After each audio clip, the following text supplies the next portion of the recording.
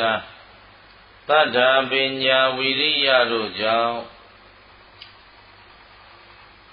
ဒီနေ့ဒီရက်ဒီချိန်ကာလကစပြီးတော့စိတ်ချမ်းသာခြင်း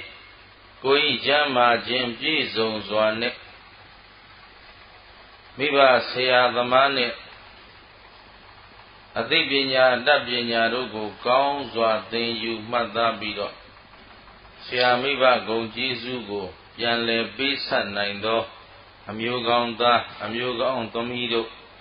ဖြစ်ကြပါစေ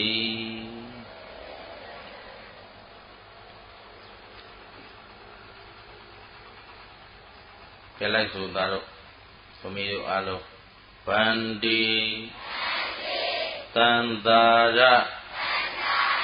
ဝတ္တဒုက္ခတောမောဇနထာယတိတရဏိနသဟပင်စသီလံဓမ္မယာစာမိအနုဂဟံကတဝါသီလံဒေထမေဘန္တိအရှင်ဘုရားတပည့်တော်မတို့အားသန္တရာဒီဟုသောဝတ်ဆင်းရဲ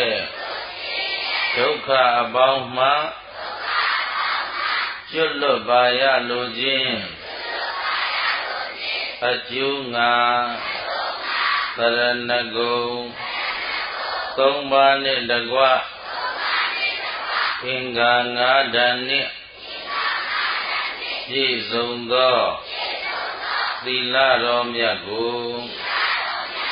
ပေးသနာတော်မူပါဖျားယမဟံဝဒာမိတံဝရိထ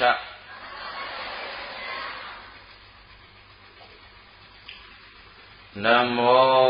တတ္တဗဂဝတောအရဟတောသမ္မာသမ္ဗုဒ္ဓတ္တ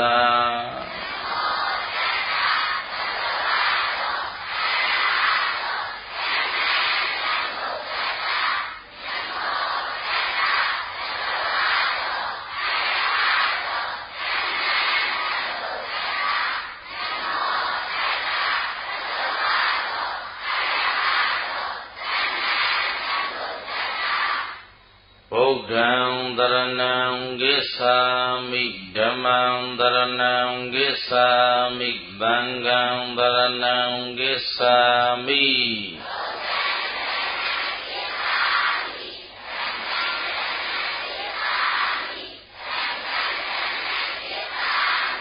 ဒုတိယံပိဗုဒ္ဓံတရဏံဂစ္ဆာမိဒုတိယံပိဓမ္မံတရဏံဂစ္ဆာမိဒုတိယံပိသံဃံတရဏံဂစ္ဆာမိ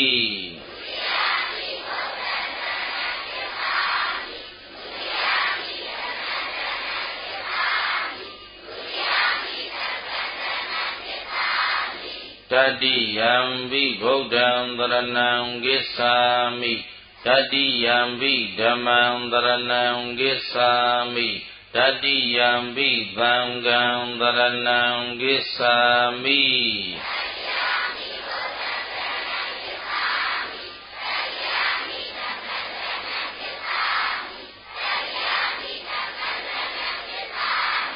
တိတရဏဂမနံပရိဘုံနံပါဏာတိပါဒာဝေရမဏိသိက္ခာပဒံသမာဓိယာမိ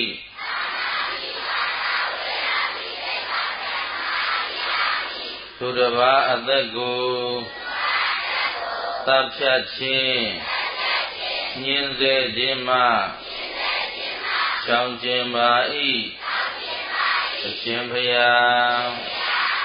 အဒိနာဒါနာဝေရမဏိသိက္ခာပဒံသမာဓိယာမိ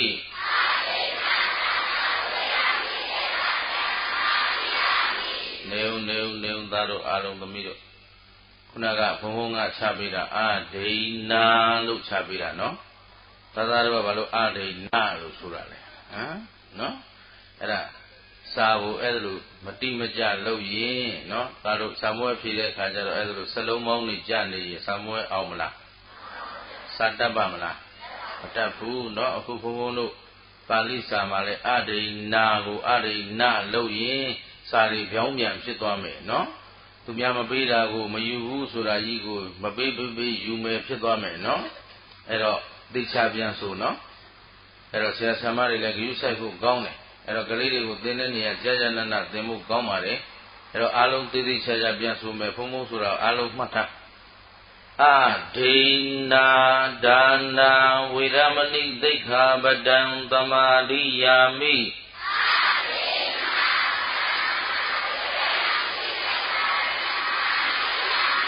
သူတစ်ပါးမပေးသောပစ္စည်းဥစ္စာကိုခိုးယူခြင်းဝဲယူခြင်းမှရှောင်ကျင်ပါ၏အရှင်ဘုရားကာမိတုမိစ္ဆာသာရဝေရမဏိသိက္ခာပဒံသမာဓိယာမိ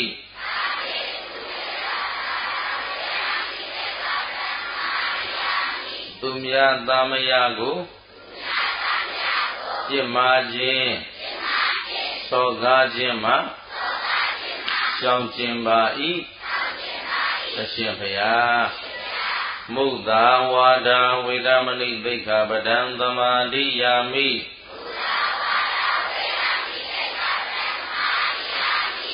ကြံတန်သောစကားသိမ်ချင်းသောစကားဂုံတိုက်သောစကားလိမ်ညာသောစကားတို့ကိုပြောဆိုခြင်းမှရှောင်ကျင်ပါ၏အရှင်ဘုရားသုရာမေရယမေဇဗမာဒဋ္ဌာနာဝေရမဏိသိက္ခာပဒံသမာဓိယာမိ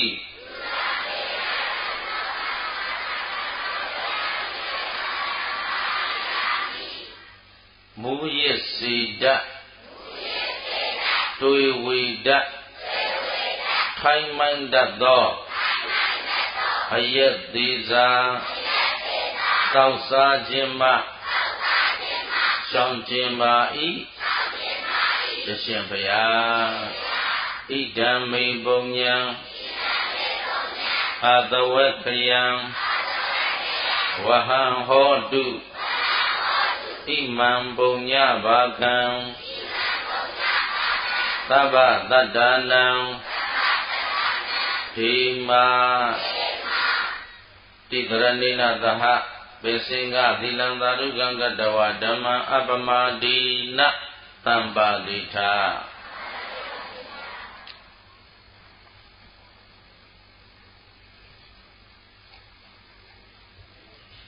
ကဲအားလုံး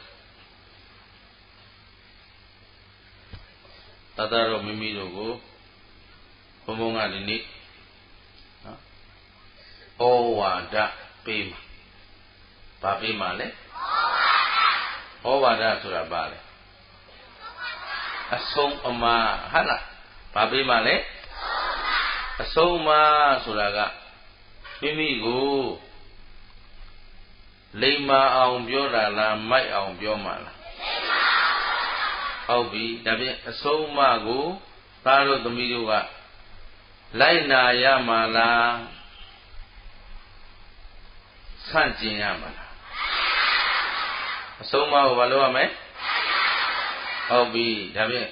သားတို့မိမိတို့ကိုအဆုံးအမပေးနိုင်တာလောကမှာကျေးဇူးရှိတဲ့အနန္တောအနန္တ၅ပါးဆိုတာကြားဘူးလား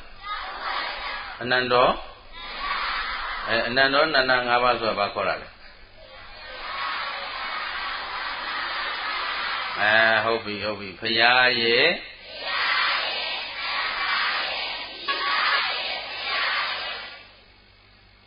အနန္တောအနန္တအနန္တောအနန္တဆိုတာကျေးဇူးရှိတဲ့ကျေးဇူးရှင်9ယောက်ကျေးဇူးရှင်ဘယ်နှယောက်လဲကျေးဇူးတွေတဲ့သားသားတို့မိမိတို့ပေါ်မှာအများကြီးရှိတဲ့ကျေးဇူးရှင်ဘယ်နှယောက်လဲ ဟာရောက်ကျေးဇူးရှင်ဆိုတာကကိုယ့်အတွက်ကောင်းကျိုးပေးတဲ့လူကိုပြောတာလားဆိုးကျိုးပေးတဲ့လူကိုပြောတာဟုတ်ကဲ့လားသားသားတို့ဆရာသမားတွေကသားသားတို့ကောင်းကျိုးပေးရလားဒုံကြီးတွေလည်းမရိုက်ဘူးလားဟာဒုံနဲ့ရိုက်တာကောင်းစေခြင်းလို့လားဆိုးစေခြင်းလို့လားဆရာမတွေကမကျေနပ်လို့ရိုက်တာလားသားတို့ကနားမထောင်လို့ရိုက်တာလားဟုတ်ပြီနော်အဲ့တော့ကျေးဇူးရှင်ကိုယ့်အတွက်ကျေးဇူးရှင်ဆိုတာကိုယ့်အတွက်ဘယ်လိုပေးတာလဲကောင်းကျိုးပေးတာကိုယ့်အတွက်ကောင်းကျိုးပေးသူကိုပါခေါ်လဲကိုယ့်အတွက်ကောင်းကျိုးပေးတဲ့လူကိုကျေးဇူးရှင်ဘယ်နှယောက်ရှိလဲ9ယောက်ဘယ်သူတွေလဲဘုရားဟုတ်ပြီနော်အဲ့တော့ဒါဖြင့်ဘုရားဆိုတာဘာခေါ်လဲဒီရုပ်ထုကြီးကဘုရားလားဒါဒီရုပ်ထုဆိုတာဦးဇင်းတို့ကျေးဇူးရှင်ဘုရားကိုရည်မှန်းပြီးကြော့ဒီဘုရားပါလဲကျေးဇူးရှင်ဘုရားကိုရည်မှန်းပြီးခေါ်ကြော့ဒါဖြင့်ဘုရားဆိုတာဘယ်သူလဲဆိုတော့သားသားတို့မိမိတို့ကိုလိမ္မာအောင်ဆုံးမတတ်တာကိုဘာခေါ်လဲဘုရားမှတ်တာသားတို့သမီးတို့ကိုလိမ္မာအောင်ဆုံးမတတ်တာဘယ်သူလဲလမ်းမှန်ကိုပြတာဘယ်သူလဲဒါဖြင့်နှစ်ခုပဲမှတ်မယ်တစ်ကဘုရားသည်ဘာလုပ်တတ်လဲလိမ္မာအောင်ဆုံးမတတ်တယ်နှစ်ကလမ်းမှန်ကိုပြတတ်တယ်ဟုတ်ပြီလားသားတို့သမီးတို့ကိုဘုရားကဘာလုပ်လဲလိမ္မာအောင်ဆုံးမတယ်လမ်းမှန်အောင်ပြတယ်အဲ့တော့လမ်းမှန်ပြပြီးလိမ္မာအောင်ဆုံးမတဲ့အတွက်ဘုရားဟာသားတို့သမီးတို့အတွက်ကျေးဇူးရှိသလားကျေးဇူးဘာကြောင့်ရှိလဲလမ်းမှန်ပြလို့ပါဘုရားလိမ္မာအောင်ဆုံးမလို့ပါဘုရားဟုတ်ပြီလားဘုရားဟာသားတို့သမီးတို့အတွက်ကျေးဇူးရှိလားဘာကြောင့်ကျေးဇူးရှိတာလဲ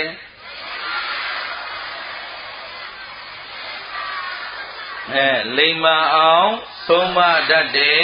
လမ်းမှန်ကိုပြတတ်တယ်ဟုတ်ပြီလားနောက်တစ်ခါတရားကရောသားတို့သမီးတို့အတွက်ကျေးဇူးရှိသလားတရားကလည်းဘာကိုပြောလဲလိမ္မာအောင်ဆုံးမတယ်လမ်းမှန်ကိုပြတယ်ဘယ်နှခုလဲသားတို့သမီးတို့သိချဆိုတော့တစ်ကဘာလို့လဲလိမ္မာအောင်ဆုံးမတယ်နှစ်ကလမ်းမှန်ကိုပြတယ်ဘုရားကလည်းလိမ္မာအောင်ဆုံးမတယ်လမ်းမှန်ကိုပြတရားကလည်းလိမ္မာအောင်ဆုံးမတယ်လမ်းမှန်ကိုပြဒါဖြင့်သံဃာဆိုတဲ့ဘုန်းဘုန်းတို့အောင်လိမ္မာအောင်လမ်းမှန်ကိုပြဒါဖြင့်ဘုရားတရားသံဃာဟာကျေးဇူးမရှိဘူးလားဘာလို့ကျေးဇူးရှိတာလဲလိမ္မာအောင်ဆုံးမတယ်လမ်းမှန်ကိုပြတယ်ဟုတ်ပြီမေမေဖေဖေတို့ကရောကျေးဇူးရှိသလားဒါပေမဲ့မေဖေဖေတို့ကတော့သားတို့သမီးတို့ကိုဘာလုပ်လဲလိမ္မာအောင်ဆုံးမတယ်လမ်းမှန်ကိုပြဟုတ်ကဲ့လားဖေဖေမေမေတို့ကတော့သားတို့ကိုလမ်းမှန်မပြဘူးလားအခုကြောင်းမတက်ခိုင်းဘူးလားကြောင်းတက်ရတာကောင်းလားကြောင်းတက်တော့ဘာကျေးဇူးများလဲ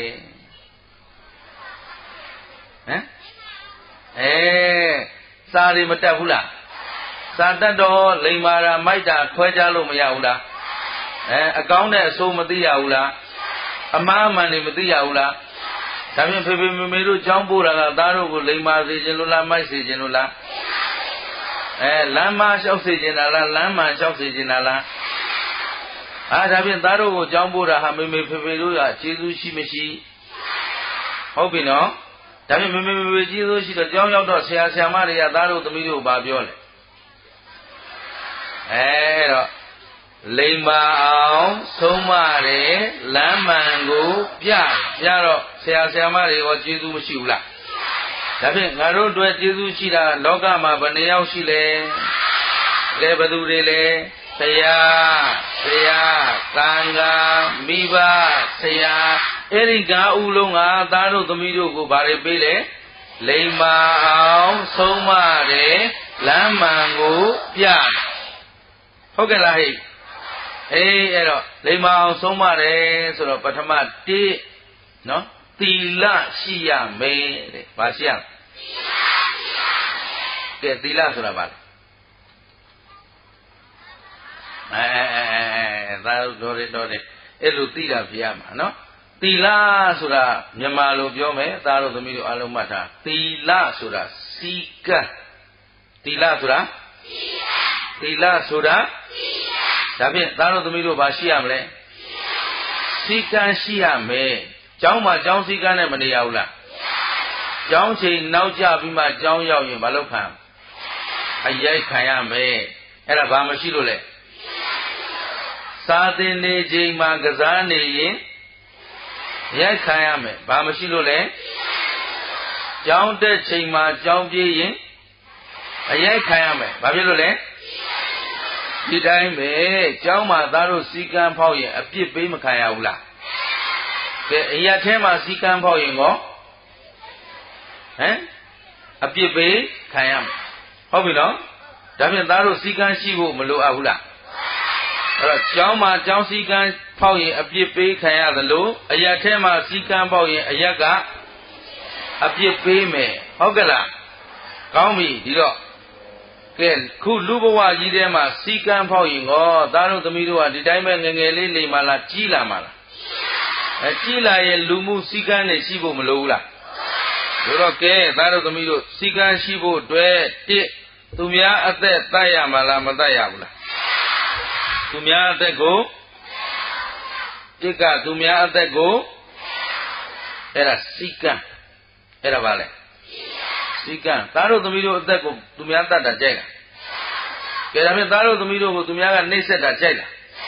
မကြိုက်ရင်ကိုယ်ကလည်းသူများကိုမနှိပ်စက်ရဘူးကိုယ်သက်သက်သာကိုကြိုက်သလားမကြိုက်ရင်သူများအသက်ကိုမတတ်ရဘူးအဲ့ဒါဘာခေါ်လဲ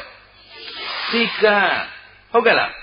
ကဲသူများအသက်တတ်ရင်လောကမှာသူများအသက်တတ်တဲ့လူတွေဘယ်ထဲရောက်သွားလဲထောင်ထဲရောက်သွားတာအပြင်မှာကြဘယ်ရောက်သွားထောင်ထဲရောက်သွားတာနော်တန်တရားမှာကြတော့သားတို့ပြောတဲ့ခုနဘာလို့အမေသူတို့ဒေဦးတောင်သိနေပြီနော်ငရဲရောက်မှာဟုတ်လားဘယ်ရောက်မှာလဲငရဲဆိုတာဘာလဲသိလားသားတို့ကိုဒေအိုးကြီးထဲမှာထည့်ပြီးတော့လေသားတို့သမီးတို့ကိုဒေအိုးထဲမှာအသီးရွက်တွေထည့်ကြော်တာမြင်ဘူးလားကဲအသီးရွက်စိမ့်စိမ့်လေးတွေဒေအိုးထဲထည့်ကြော်လိုက်တော့ဘာဖြစ်လို့နွမ်းပြီးတော့လိတ်ခွေသွားတာမဟုတ်လားအသားတွေထည့်ကြော်တော့ဒီသားတွေကဒီတိုင်းနေတာလိန်သွားတာဘာဖြစ်လို့လဲပူလို့နော်ပူကျက်သွားတာဟုတ်လားအဲ့တော့သားတို့ကိုဒေအိုးထဲထည့်ကြော်တာခံနိုင်မှာမလားမခံနိုင်ရင်သူများအသက်ကိုမတန်းနဲ့ဟုတ်ပြီလားဟုတ်ကဲ့လားကိုယ်သက်တတ်တာကြိုက်သလားမကြိုက်ရင်သူများအသက်တတ်ရမလားသူများအသက်ဆိုတာဘယ်အသက်မှပရွက်စိတ်ကလေးရစမတတ်ရဘူးနော်ပရွက်စိတ်ကလေးရောသိခြင်းမလားသားတို့ရောမသိခြင်းပရွက်စိတ်ကလေးအသက်လဲကြဘိုးအသက်လဲဟုတ်ပြီနော်အဲ့တော့ကောင်းပြီသားတို့သမီးတို့တစ်သူများအသက်ကိုမတတ်ရသူများအသက်တတ်တဲ့လူပဲရောက်မလဲဒေအိုးရောက်လောကမှာအပြင်မှာအခုနိုင်ငံရဲ့ဥပဒေအရဆိုဘယ်ထဲရောက်ထောင်ထဲရောက်တာကောင်းလားခုသားတို့သွားခြင်းရသွားလို့မရဘူးလားထောင်ထဲရောက်တဲ့လူကသွားခြင်းရသွားလို့မရဘူးအခုသားတို့သမီးတို့ကမမေဖေဖေတို့ကြွေးတာစားခြင်းရစားလို့မရဘူးလားထောင်ထဲရောက်တော့စားခြင်းရစားလို့မရတော့ဟုတ်ပြီနော်ဒါဖြင့်အပြစ်သိမှလားမသိဘူးလားကဲဒါဖြင့်သူများအသက်မတတ်တဲ့လူဟာချမ်းသာမလားဆင်းရဲမလားဟုတ်ပြီနော်ဘာရှိလို့လဲစီကံရှိလို့ဘာရှိလို့လဲအဲ့တော့သားတို့စီကံရှိနေဖို့မလိုဘူးလားကဲကျောင်းမှာလဲဘာစီကံလိုက်နာကျောင်းစီကံဆိုကျောင်းချိန်မှန်မှန်တက်ရမယ်စာမှန်မှန်ကဲသားတို့အစီကံမရှိလို့တနေ့စာဖို့မှန်မှန်မကျက်ဘူးဆိုရင်စာမဝဲဖြေနိုင်ပါ့မလားစာတွေကိုတစ်နေ့လုံးစာမဝဲဖြေကနီးမှစုကျက်တာနဲ့နေတိုင်းကျက်တာပဲဟာကကောင်းတယ်မဲတဲ့ဟုတ်ပါလားနေတိုင်းကျက်တာကအဲ့ဒါဘာရှိတဲ့လူလဲဒါပေမဲ့သားတို့နေတိုင်းကျက်သလားမလိန်နဲ့နော်မလိန်နဲ့နော်သားတို့နေတိုင်းကျက်သလားမကျက်ပါဘူးဖျားတဲ့ မကျင့်ရင်လိမ္မာတဲ့လူလားမိုက်တဲ့လူလားလောကမှာဘယ်လိုလူကတန်ဖိုးရှိလဲဟုတ်ပြီနော်ဒါဖြင့်သားတို့သမီးတို့ကစီကံရှိရှိတရားရှိနေကြမှာလားဒါဖြင့်ကျောင်းကိုမှန်မှန်ကျဲရမယ်စာကိုမှန်မှန်ကျဲရမယ်ဟုတ်ကဲ့လားအဲ့တော့ဘသူစကားနားထောင်ရမလဲတရားသံဃာမိဘဆရာဟုတ်ပြီလားကဲကောင်းပြီဒါတခုနောက်သားတို့သမီးတို့ရဲ့ခဲတံတွေစာအုပ်တွေဖဏတ်တွေကိုသူများခိုးတာကြိုက်လားဒါဖြင့်ကိုကလည်းသူများပစ္စည်းကိုခိုးရမလားမခိုးရဘူးလားသူများပစ္စည်းကိုသူများမပေးပဲယူရမလားမယူရဘူးလားပေးရင်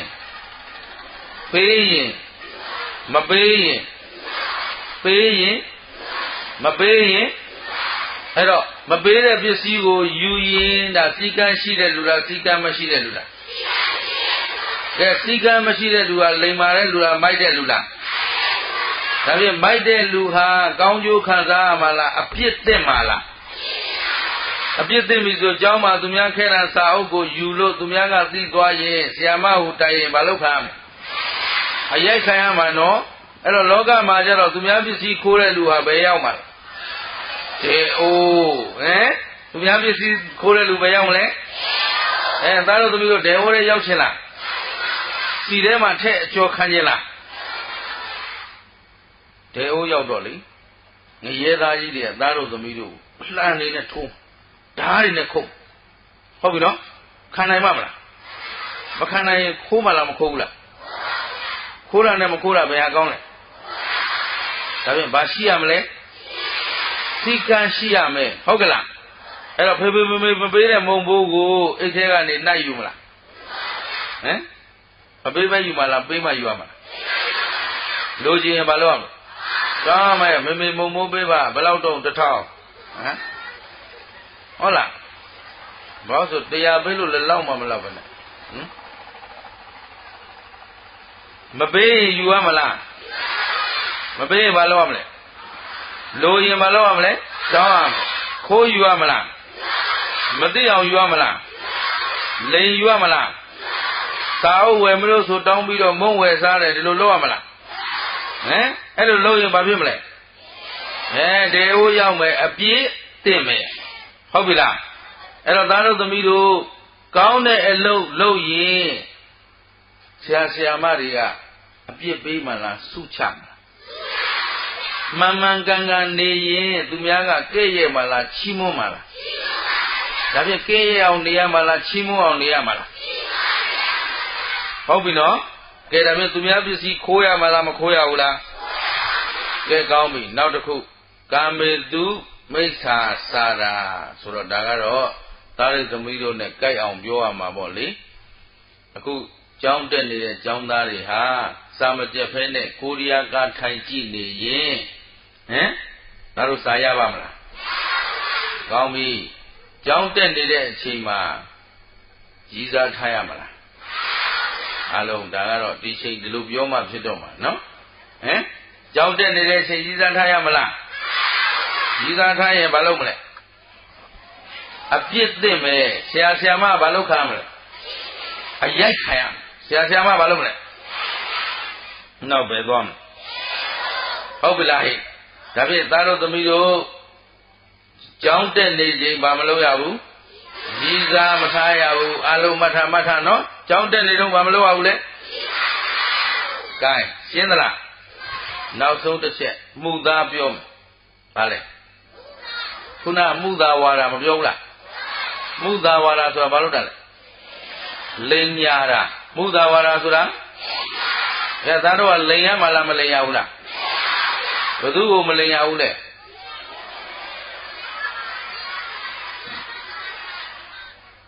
ဘယ်သူမှမလိန်ရဘူးနော်ဘယ်သူကိုမလိန်ရဘူးလဲဘုရားတရားသံဃာမိဘဆရာကိုလည်းတငယ်ချင်းအချင်းချင်းကိုမောင်နှမအချင်းချင်းကိုအကိုနာကနေညာပြီးမုံဘိုးတောင်းတာတို့ညာပြီးတော့အကိုနာကပစ္စည်းတွေယူတာတို့လုပ်ရမလား Amana Yabi Mombo down at Loamala. Get up in Badugo Malaya Ule. Badugo Ma Malaya Wu. Matano, Badugo Malaya Ule. Get Lenya Biora Kaunala. Lenya Red Lugo Dumiaga. Shimo the la Kay the la Loga here at Jobu Bala, Apie Mala, Apie Bay and Lenya Red Lua Chanda Mala, Siye Mala, Rabian Lane de the la Eraro the Mido Dinea Sabi Nya Biore and Logo. They Jareno. The Wava Paudala. Gami Nyalem of your house or get Semaqua. The only day of Sem. Google said a Jada. Janjandana Jura Jada. Jada. Hang on. Mean it, Nana Jura, Nekamian, General Nebura, we have gone. General Jama. Hogala. Meaning Anna Juamala. Hang on, Quamala. Tapi Jandan is the Gagu. Mapioya, Jandan is the Gabio Lugo to Miaga Jadala. Go Janjana Bura or Jedra. That is Sere Sure Logo Loa Malamaloa Ula. Having a Sene Malomle. Maseva Nekamia, a bit the lake me. Hobila. To look Yami the Ribimino. Maseva Neshi Bale. A bit the lake me. Bayang Maro.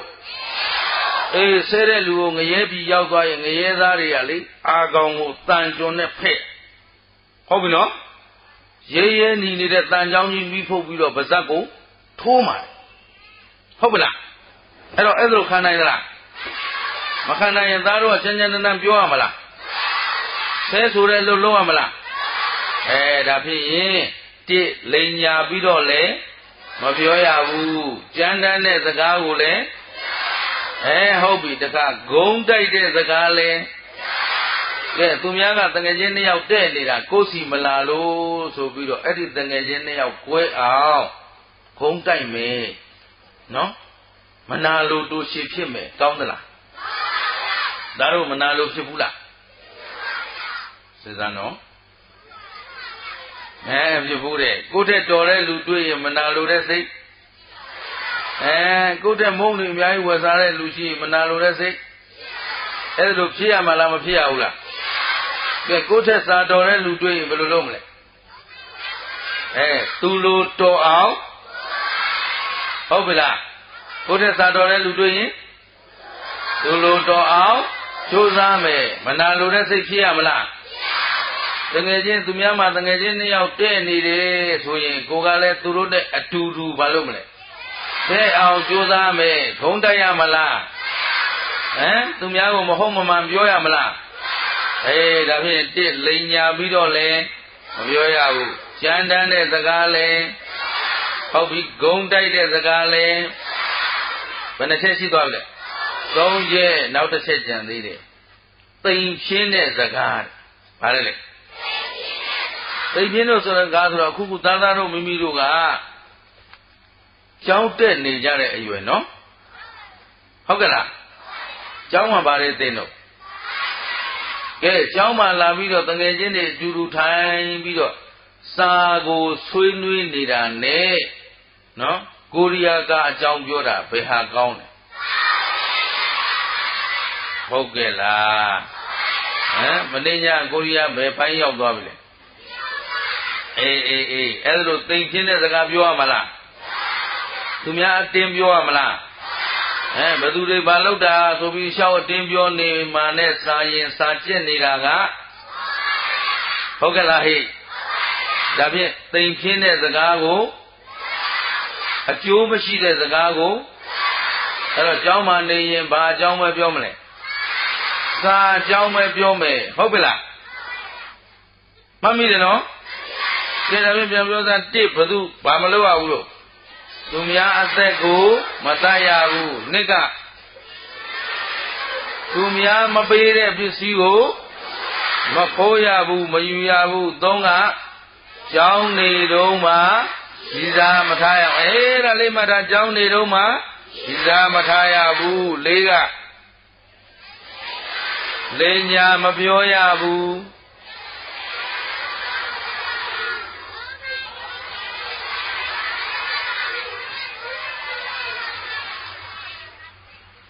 ဘာလို့မညီတော့တာလဲတိလိမ်ညာမပြောရဘူးနှစ်ကြမ်းတမ်းတဲ့စကားကိုမပြောရဘူးသုံးဘုံတိုက်တဲ့စကားကိုမပြောရဘူးလေးသိမ်ဖြင်းတဲ့စကားကိုမပြောရဘူးတော်ပါတော့ဤဟင်ဘယ်နှခုရှိဒါပဲဒါနံပါတ်4မှတ်ထားနော်ကောင်းပြီနံပါတ်5ကဲသားတို့သမီးတို့အရက်ထဲမှာအရက်သမားတွေမြင်မှုလားအာလိုတော်တော်ပေါ်ပုံရတယ်နော်ဟင်အရက်တောက်နေတဲ့လူကလမ်းဖြောင်းဖြောင်းရှောက်နိုင်သလားစကားပြီးအောင်ပြောနိုင်သလားသူနာကဘာအနံ့ရဘယ်နဲ့ရတော့သူ့ကိုအပေါင်းအသင်းတွေကပေါင်းကျင်လားသူ့စကားကိုသူများကနားထောင်လားသူ့ပေါ်မှာသူများတွေကယုံကြည်သလားဒါဖြင့်သေရတောက်တဲ့အလုပ်ဟာကောင်းသလားအားလုံးဟုတ်ကဲ့လားအယက်သမားကြီးတွေကိုသားတို့သမီးတို့တဲ့သလားချစ်သလားမချစ်ရင်ဒီအယက်သမားဘဝဟာကောင်းသလားဒါဖြင့်အယက်သမားဒီလမ်းဖြောင်းဖြောင်းမလျှောက်နိုင်ဘူးလားဘာဖြစ်လို့မူးနေလို့ဘာဖြစ်နေလို့လဲအဲ့တော့မူးနေတဲ့လူကအမှန်သိပါမလားအကောင်းသိပါမလားဒါဖြင့်လူလိမ္မာခေါ်လားလူမိုက်ခေါ်လားကဲသားတို့သမီးတို့လည်းတစ်သက်လုံးအရက်ဟုတ်ပြီနော်အရက်သေးစာဘိမ့်ဘင်းကစောဆိုတာကောင်းလားဒါဖြင့်ဆေးလေးတောက်ရမလားမတောက်ဘူးလားကဲဆေးလေးတောက်တာဟာကောင်းသလားမကောင်းဘူးလားသိကြတယ်တော့ဒါဖြင့်အရက်လဲဆေးလေးတယ်ဘာဖြစ်လို့လဲဘာဖြစ်လို့လဲမကောင်းလို့ဆိုတော့မူးယူနေတဲ့လူကိုသူများကယုံကြည်သလားကိုယ်ကိုယုံကြည်တာနဲ့မယုံကြည်တာဘယ်ဟာကြိုက်လဲကဲသားတို့သမီးတို့ကမဟုတ်တာမမှန်တာပြောထားရင်ဆရာဆရာမတွေကိုပြန်ပြောတော့ဆရာဆရာမတွေယုံမလားဒါဖြင့်လိမ်ရမလားမလိမ်ရဘူးလားကဲအရက်မူးတဲ့လူကစကားမှန်မှန်ပြောသလားဟုတ်ပြီနော်ဒါဖြင့်သားတို့သမီးတို့စီကံရှိရမှာဘယ်နှချက်လဲ5ချက်စီကံရှိရမှာဘယ်နှချက်လဲအဲ့တော့ဒီ5ချက်ကိုအခုကြောင်းနေတုံးမှာနားထောင်ရမှာလားတစ်သက်လုံးနားထောင်ရမှာအခုနားထောင်ရမှာသမီးတို့သားတို့အတွက်စကားနားထောင်ရမှာဘယ်နှယောက်ရှိလဲဖရာရေ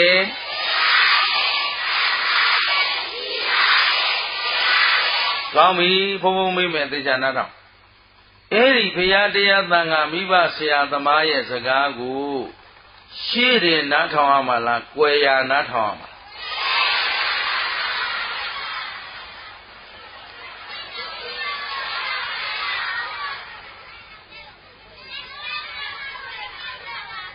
စဉ်းစားတော့ရှေ့တင်နားထောင်မယ်ဆိုရင်ကွယ်ရာလှုပ်ရှားလုံးမှာပေါ့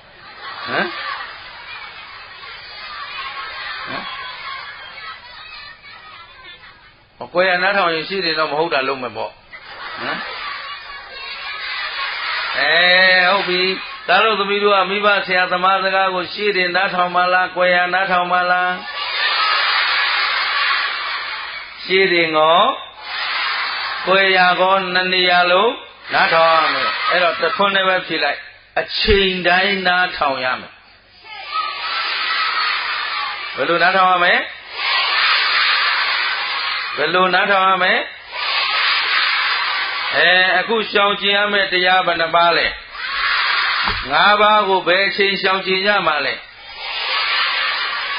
အချိန်တိုင်းကြောင်းတက်နေတုန်းလဲအိမ်မှာနေလဲအရက်ထဲမှာနေတော့လဲသူများအသက်ကိုသူများပစ္စည်းကိုဟုတ်ပြီသူများသားမယားကိုကြောင်းနေတော့မှဟုတ်ပြီလိန်ညာပြီးတော့သေကြီးသေရဲ့ဆေးလိတ်အားလုံးဟုတ်ပြီနော်အဲ့ဒါပါလဲဆိုတော့စီကံအဲ့ဒါပါလဲအဲ့ဒီမှာတစ်ခုလေးသားလို့သမီးတို့ပြောအောင်မယ်နော်ဆရာဆရာမတွေလည်းအားလုံးဒီနားမှာမေတ္တာရက်ခံပါတယ် သောသောကသားတို့ဩဃာသကြောတော့ဖရာယရနာရဲ့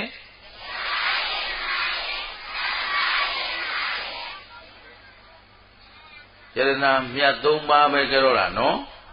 မိဘဆရာသမားပါသလားဒါပေမဲ့မိဘဆရာသမားမကြောရဘူးလား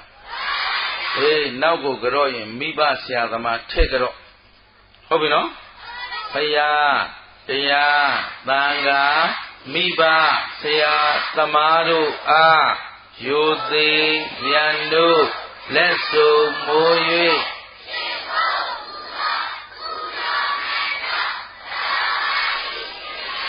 ကဲအဲ့ဒါဘုံမကောင်းဘူးလား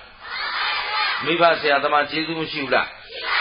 ကဲဒါပြင်အလုံးဩဃာသပြန်ကြောမယ်ကြောသမ်း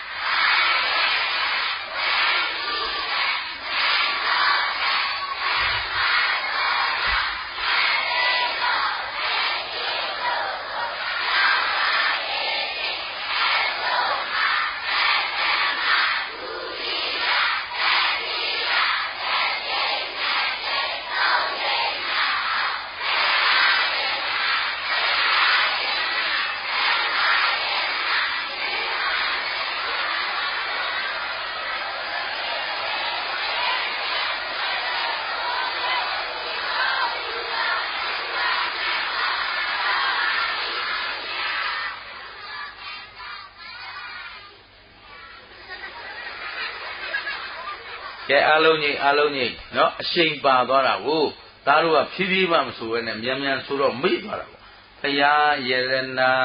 တရားယရနာသံဃာယရနာ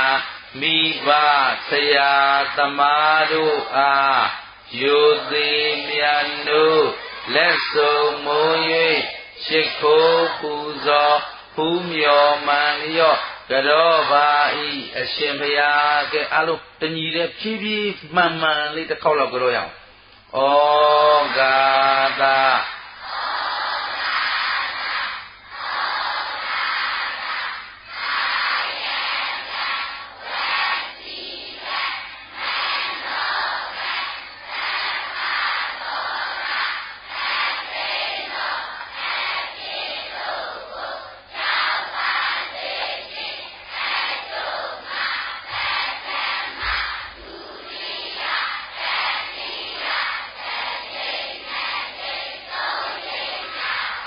ဖရာယရနာ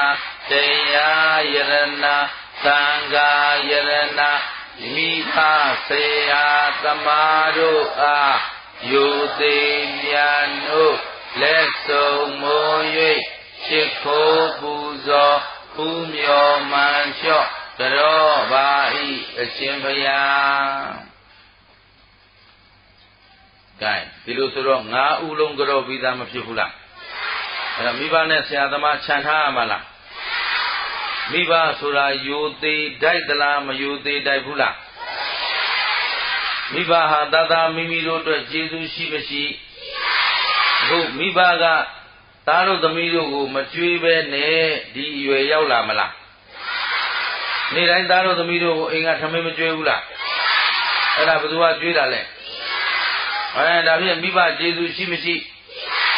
ဒါဖြင့်ဒီကျေးဇူးရှိတဲ့လူတွေကိုပြန်ပြီးတော့စော်ကားရမှာလားကျေးဇူးဆက်ရမှာလားကျေးဇူးဆက်ရမှာဆိုတော့သားတို့သမီးတို့မိဘကသားတို့ကိုကြောင်းမထားဘူးလားကြောင်းထားတာဘာဖြစ်စေခြင်းလို့လဲ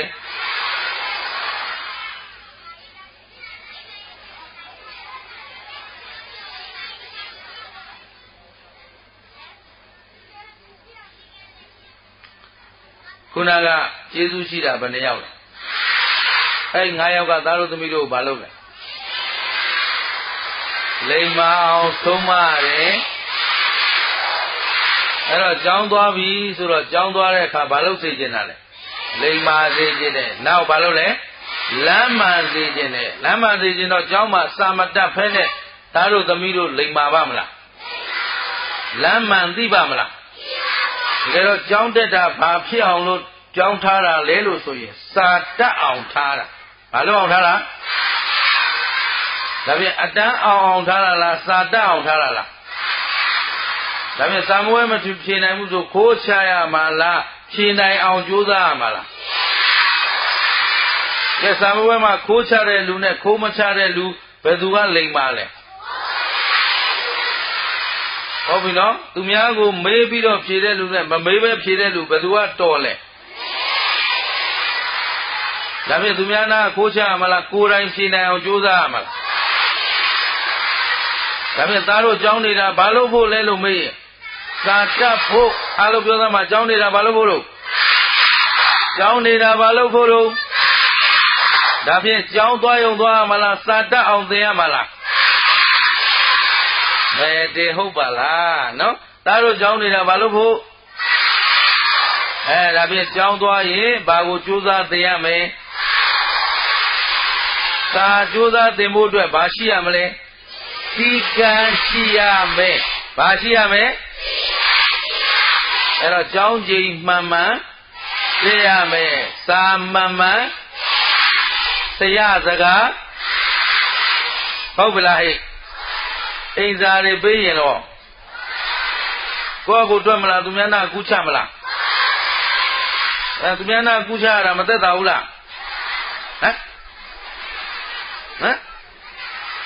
ကိုယ့်ကိုတွက်တဲ့လူနဲ့သူများနာကူးချတဲ့လူဘယ်သူကတော်လဲ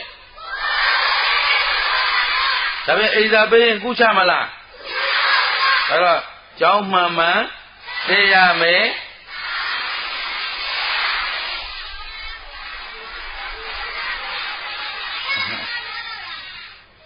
ဟုတ်ပြီနော်ကဲဒါဖြင့်ကောင်းပြီအဲ့တော့ဘုံဘုံတို့အားလုံးဒီနေ့မှတ်ရအောင်အများကြီးမပြောဘူးသားတို့သမီးတို့ဒီနေ့ဦးဇင်းတို့သားတို့မိမိတို့အတွက်ကျေးဇူးရှိတာလောကမှာဘယ်နှယောက်ရှိလဲဘာတွေလဲ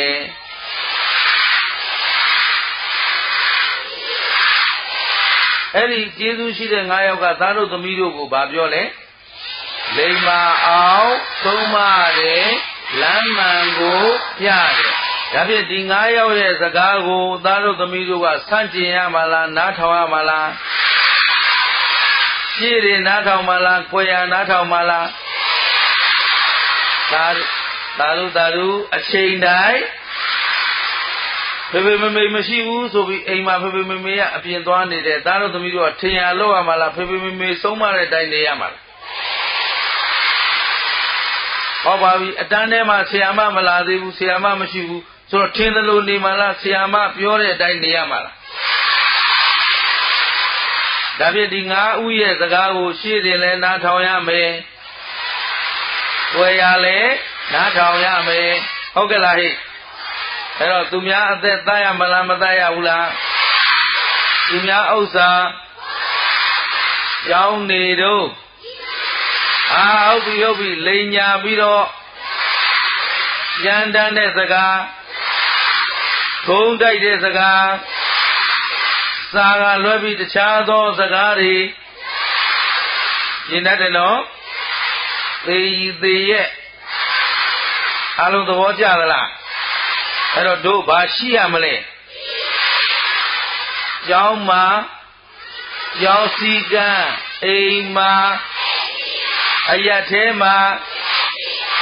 ဟုတ်ပြီနော်အဲ့တော့စည်းကမ်းရှိတဲ့လူမှတိုးတက်မယ်ဘာဖြစ်လဲဒါဖြင့်သားတို့သမီးတို့ကစီးမဲ့ကမ်းမဲ့နေရမှာလားစီးနဲ့ကမ်းနဲ့နေရမှာလား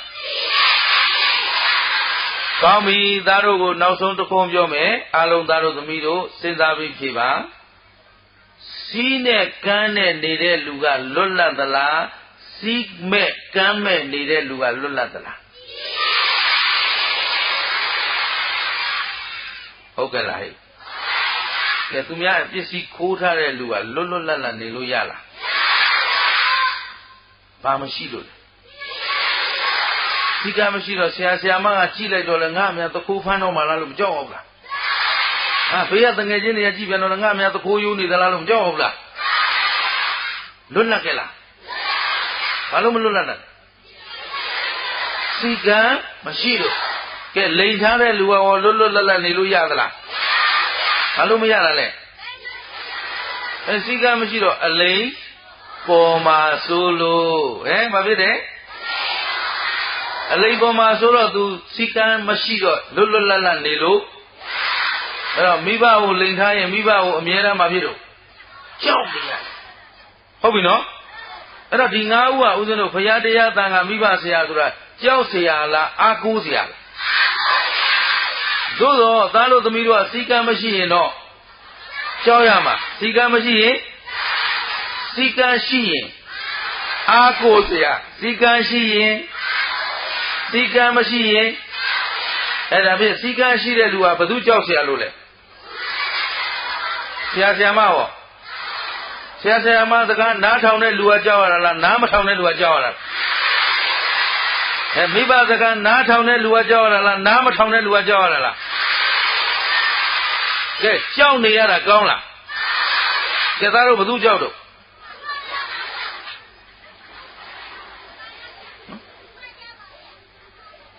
သားတို့သမီးတို့အားလုံးပြောသားဘယ်သူကြောက်တော့ဘုရားကိုကြောက်လား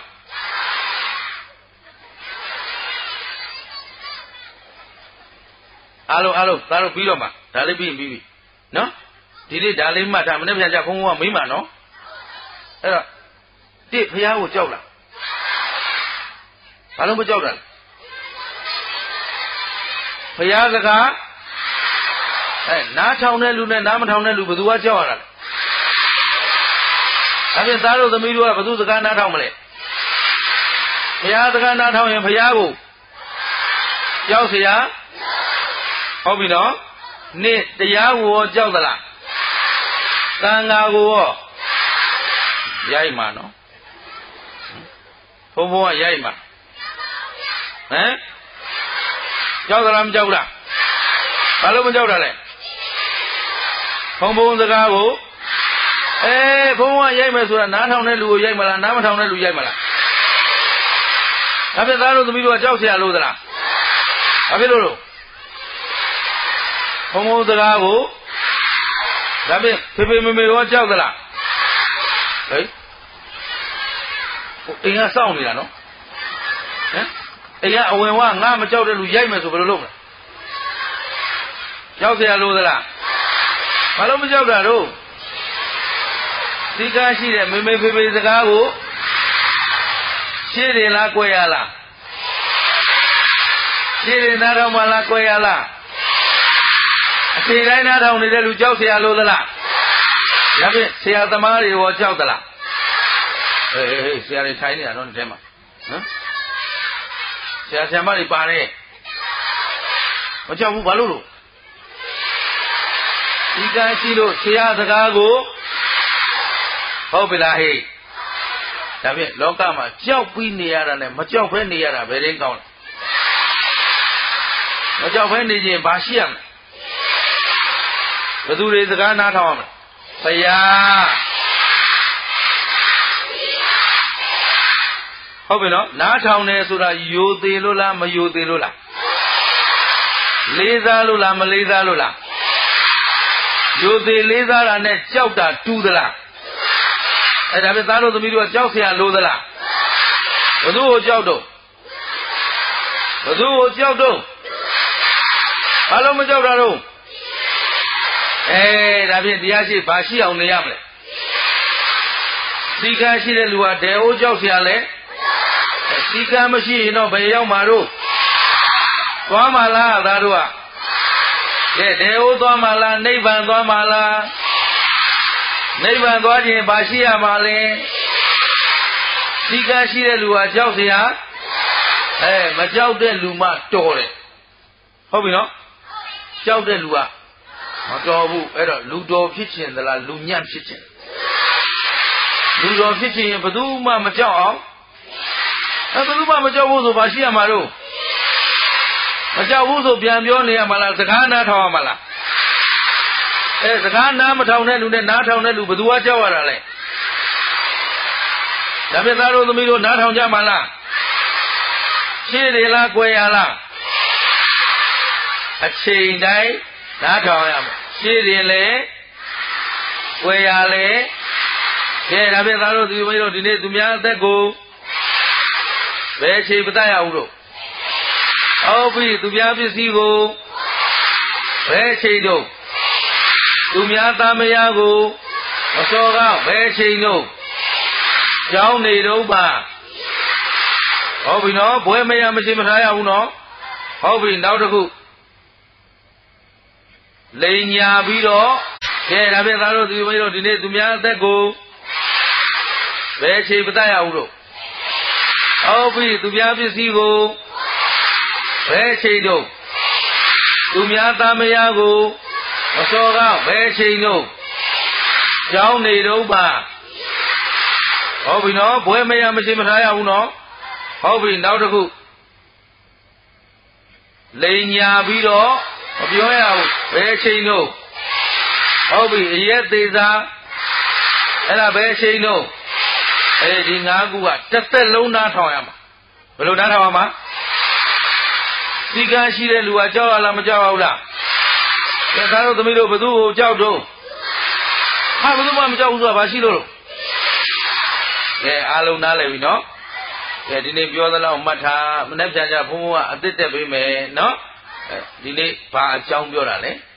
စီကံအကြောင်းကိုးကွယ်တရားအနန္တောအနန္တအဲ့တော့မိဘဆရာသမားမမေ့ကြနဲ့နော်အဲ့တော့ယရတမြတ်၃ပါးနဲ့တကွမိဘဆရာသမားတို့အားယိုစေမြတ်တို့လက်ဆုံမိုး၍ရှိခိုးပါဖူးမြော်မှန်ရော့ကဲဘုံဘုံတို့ဩဝါဒသိရအောင်ဩဃာသနဲ့ခုနကတိုင်းညီညီညာညာရှိခိုးကြစို့ဩဃာသ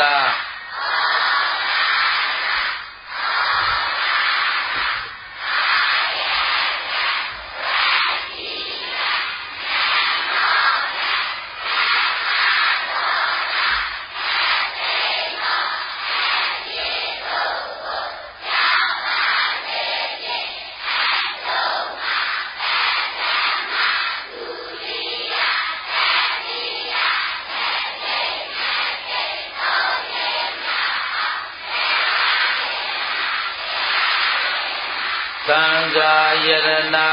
ရဏမြတ်သုံးပါးတို့နှင့်မိဘ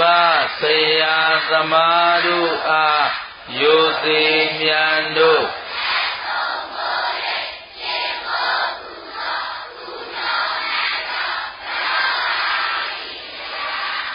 ဘုရားတရားသံဃာမိဘဆရာသမားတို့အားယိုစေမြတ်တို့လက်ဆုံမိုး၍ရှိခိုးပူဇော်ဖူးမြော်မှန်လျော့ကြောကြရသောသံသာမိမိတို့အားလုံးဘုရားစကားတရားစကားသံဃာမိဘဆရာစကားတို့ကိုအသက်ထက်ဆုံးယိုသေးစွာလိုက်နာကျင့်သုံးရပြီးတော့အမျိုးကောင်းသားအမျိုးကောင်းသမီးတို့အနေနဲ့မက်ဖို့နိဗ္ဗာန်ကိုလင်းမြန်စွာရရှိနိုင်တဲ့လူလိမ္မာလေးများဖြစ်ကြပါစေ